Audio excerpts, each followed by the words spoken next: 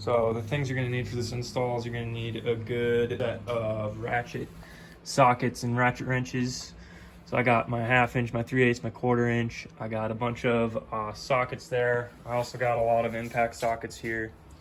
It's going to help to have an impact gun on this job. I'll show you mine. I picked up this 1/2 inch corded impact from Harbor Freight for like 40-50 bucks. It does the job. You're going to need an assortment of your Torx bits. You're going to need a torque wrench, a 1/2 inch torque wrench, and possibly a 3/8 inch torque wrench. You're going to need some blue Loctite. You're going to need this 12.10 millimeter. I like to get the impact one because I use it on my impact gun. You're going to need a bunch of these wobble joint, universal ball joint sockets. You can get them at Walmart for like $5. They have a 3/8, a 1/4, and a 1/2 in a pack for $5. You're going to need some sort of 17 millimeter wrench, preferably a ratcheting wrench, preferably a long ratcheting wrench. You're going to need plenty of extensions, 1/2 inch, 3/8 inch. I have a ton of extensions I use. And you're going to need a 22 millimeter, preferably socket, ratcheting wrench. Or even better would be a 22 millimeter O2 sensor socket, so you can actually torque the O2 sensor down. But you're going to need that wrench anyway, that 22 millimeter. You're going to need a bunch of little sockets. Here's all these extensions I used.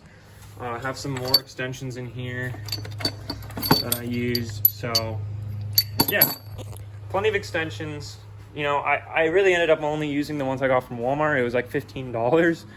I got those long 1/2 inch ones, and then these universal ball joint extension or universal ball joint adapters. Anything else you're gonna need? I don't think so. I think that's it. You might need an angle grinder if things get rusty. You gotta cut them, as you'll see in the video, and some blue Loctite to use on the old bolts if you're not buying new bolts. That should be about it. What's up, guys? So as you can see, I got the car up on all 4 jack stands, which in itself was a mission, honestly. Just like, there's not many jacking points that I know of on this car other than like the subframe and the front. In the rear, there's like literally nowhere to jack it up from except for the pinch welds, and like you can't get the jack under there with the jack stand at the same time, so that was a whole ordeal. But anyways, downpipe is going in at some point here. Yes, it's an eBay downpipe. You guys can hate me all you want for it, but yeah, it was $200, so I'm gonna see if it fits, and if it doesn't fit, I'll send it back, and that'll be that. And then I'll get an actual nice downpipe. But 20 other people bought this thing, so I'm hoping it actually fits.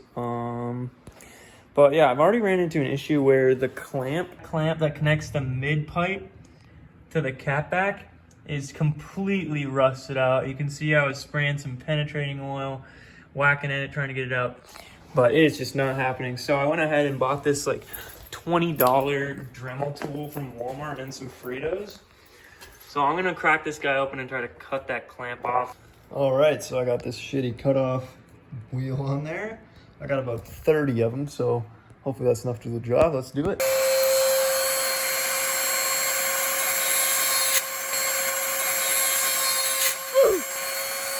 It just flew off. I'm gonna go to the top of the car here, and we're gonna go ahead and remove the filter and the filter housing here, the little air box. And we're gonna remove the battery tray. So pull the battery out, take the tray out, and then we're gonna access the turbo, the bolts for the turbo, or the nuts on the studs, by going through the top of the vehicle here with some really long extensions. So we're gonna go ahead and pull all this off here. Take off from this down. So just gonna loosen this up. Okay, so I removed that, removed the tray and everything.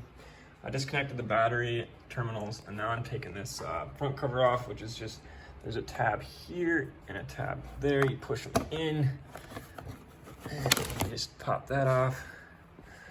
I'm gonna go ahead and take this heat shield off the battery. And I'm just gonna move these out of the way. And there's a 12 millimeter nut up Maybe it's bigger than that. It might be a 14.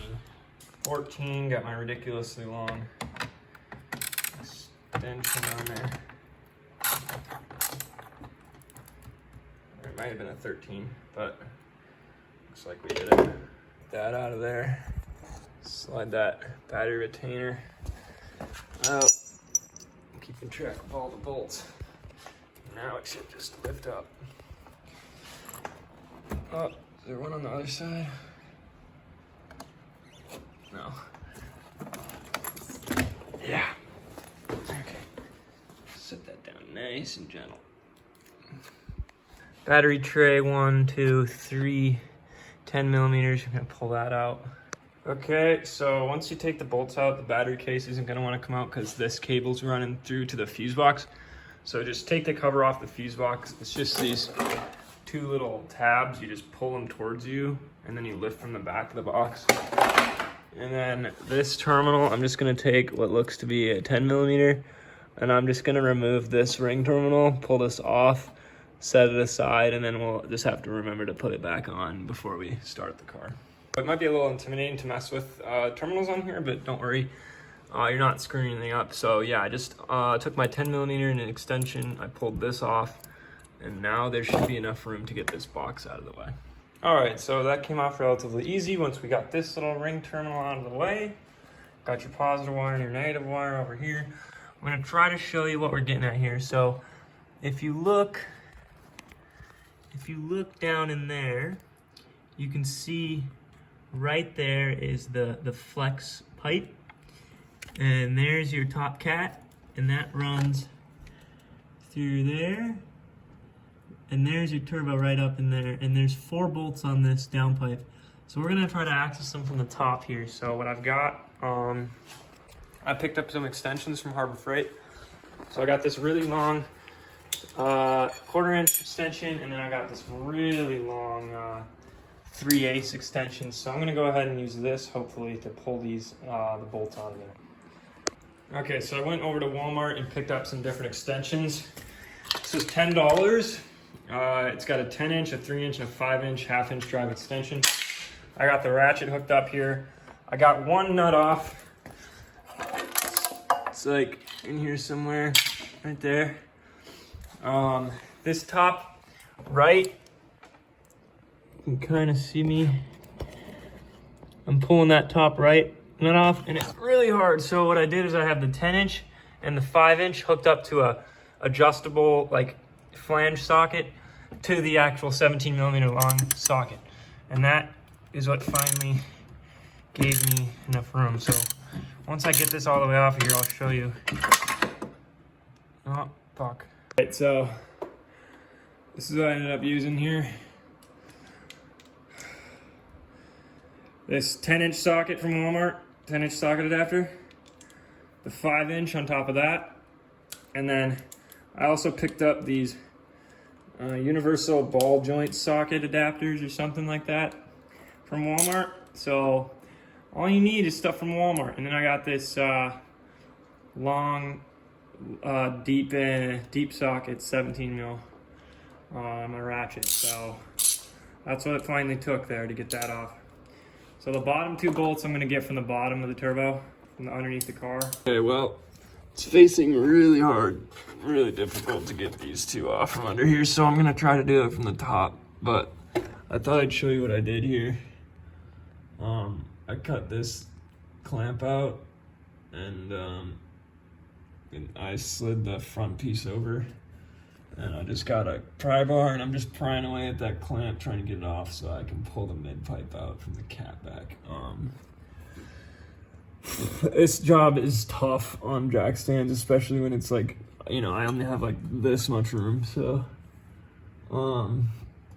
yeah, I'm gonna try to get those 2 nuts out from the top, and then I gotta try to get this O2 sensor clipped out, and then I gotta pull this off, and then there's 3 bolts on the drive shaft that gotta come off. The drive shaft's gotta come out and over, which I don't know, hopefully that's not too much of a pain in the ass. And then once the drive shaft's over and this is out, then I can just punch the turbo I punched the downpipe off the turbo there. Hopefully it's not like stuck on. And then I just gotta wiggle it out. And then yeah, it's just gonna be a lot of like jimmying this thing around. So yeah, I'm sweaty.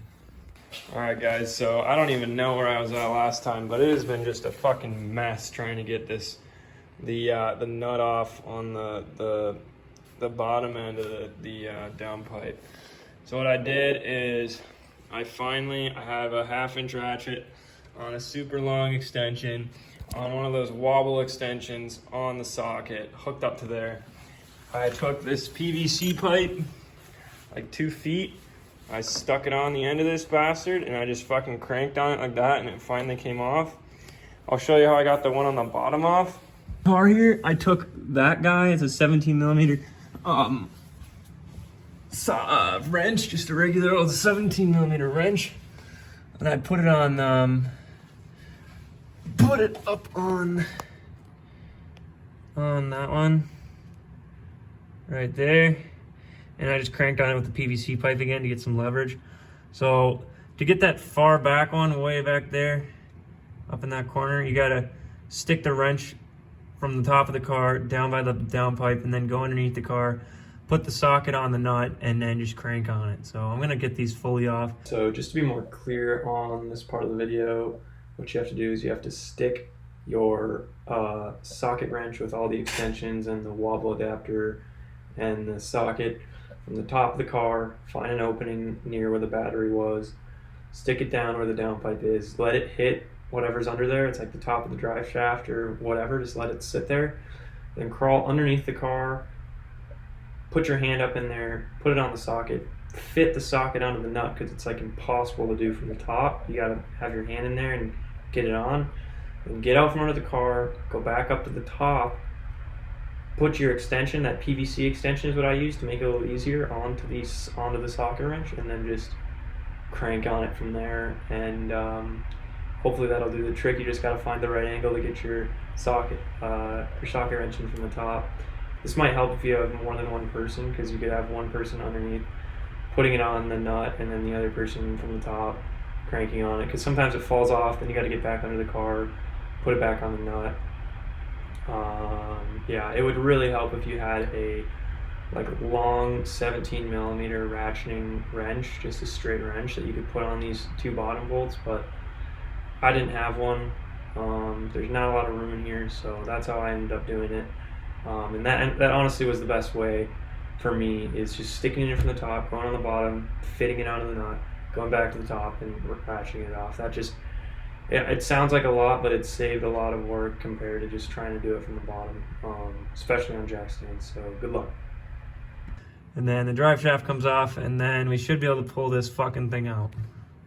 Okay, so another day, another dollar, right? I think the last video I filmed was of explaining how to get the downpipe bolts all out. So now I've taken off the front of the drive shaft here. I'm just gonna show you what I've done so far.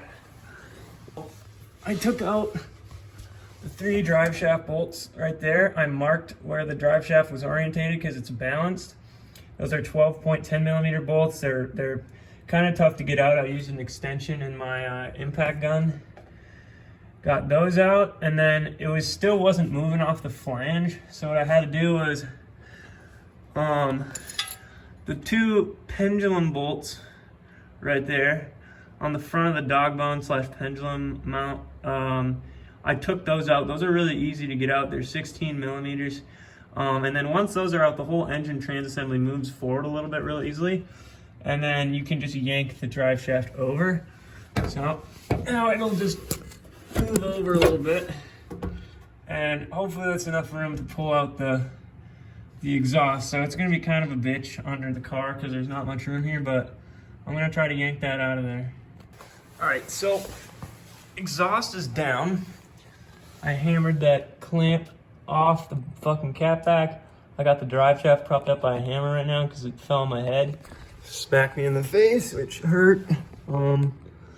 So This thing is an absolute bitch to get out with jack stands, so I'm gonna go ahead. I know I'm never gonna use this cap back again, or I mean this downpipe again. Like, I'm never putting this stock downpipe back in, so I'm just gonna cut it right there, so I can just take that piece, put it over there, and then wiggle that piece out. Yeah. So if you guys don't want to cut your downpipe, be my guest and just wiggle that thing out. But like, it's so annoying to wiggle out. I'm just gonna cut it. So yeah.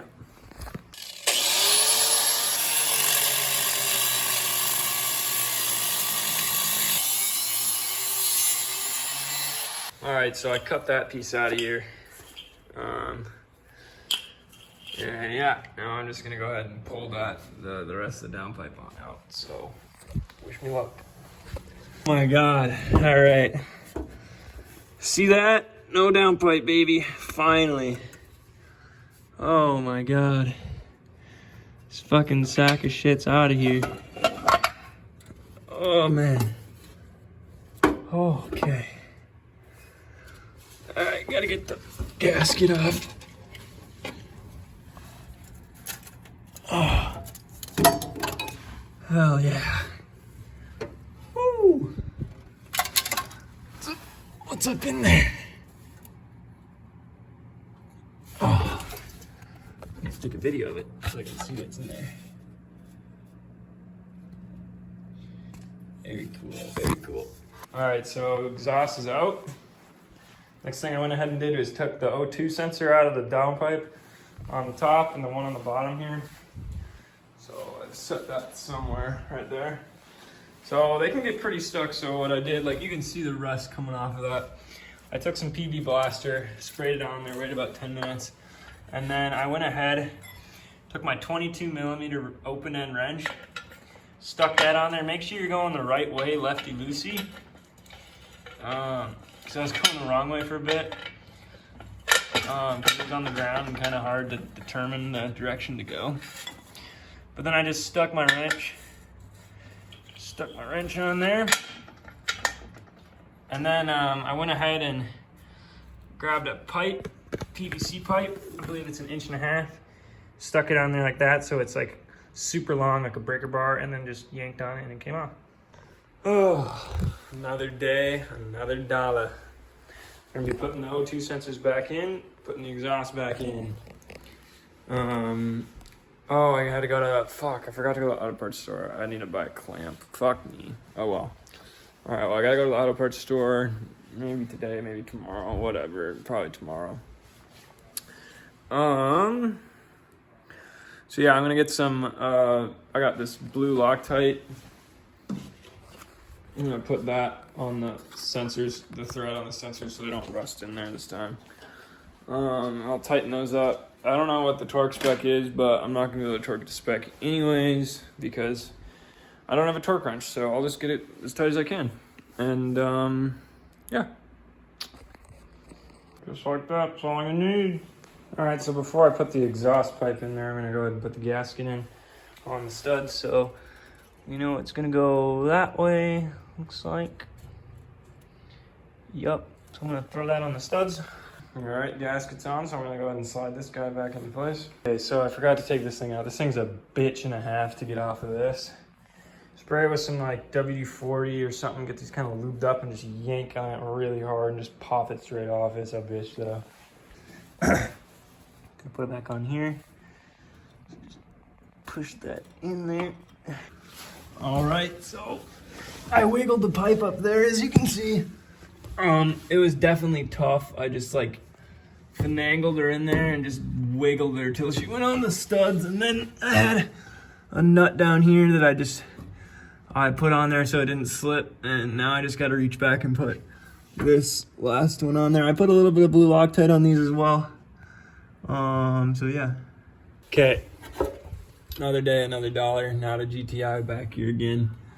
Sorry that this hasn't been like a video where I actually go around and show you each step I'm doing, but I'm gonna show you what I've done so far. I got the downpipe bolted back up, torqued it to spec. It's 40 Newton meters, which is like 29.5 foot-pounds, I think. Don't quote me on it, look up 40 Newton meters.